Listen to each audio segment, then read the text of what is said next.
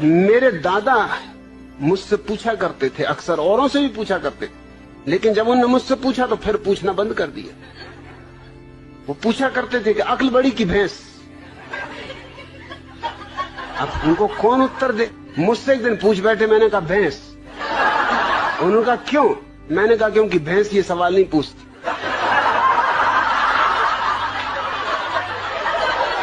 ये खुजली तुम्हारी अक्ल में ही चलती। भैंस तो बिल्कुल परमहंस दशा में।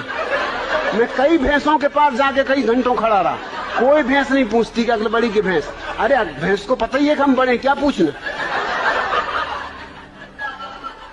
फिर उन्होंने नहीं पूछा। फिर मैं कई दफा उनसे पूछता था कि पूछो ना, अक्ल बड़ी की भैंस। कहते तू चुप रहे। वो मुझे कहीं नहीं ले जाते थे, वो बड़ा सत्संग करते थे, महात्माओं के पास जाते थे। वो जब भी जाए मैं बैठे ही रहता था कि आया मैं भी, कि नहीं तू ले जाना नहीं, तू कुछ ना कुछ उल्टी सीधी बात कह देगा।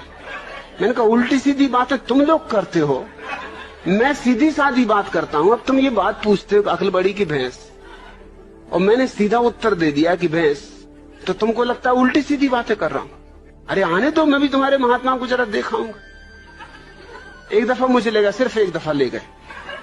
एक महात्मा के पास गए, वो मिलने मुझे ले गए।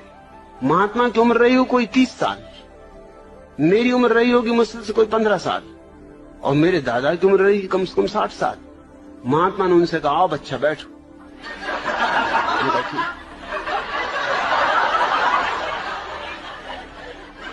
मेरे दादा ने मुझसे कहा तुम्हें कुछ पूछना तुम पहले ही पूछ लो, नहीं तो फिर गड़बड़ हो जाएगी, फिर मैं पूछ लूं। मैंने उनसे पूछा कि बच्चा एक जवाब दो। महात्मा बहुत नाराज हुए, कहने लगे मुझसे बच्चा कहते हो? मैंने कहा तुम मेरे दादा को बच्चा कह रहे हरामजादे, 60 साल की उम्र के बूढ़े को बच्चा कह रहे, 30 साल के तुम हो, 15 साल का मैं हूं, तो कोई गणित में गलती कर रहा हूं? तुम बच्चा नहीं महाबच्चा हो। मेरे दादा ने मुझे फौरन बाहर निकाला, तू जा भैया, तू घर जाओ, कभी मेरे साथ मत आना।